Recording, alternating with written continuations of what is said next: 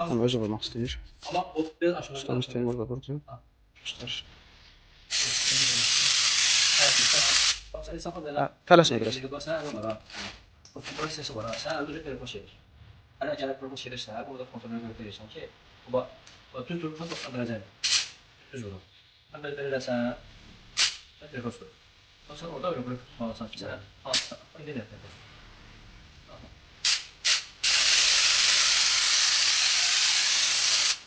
onu sen özün işleyişe de durum verir. Bir tane kenarda olanda gider devam et. Bir bala da yavaş olmasa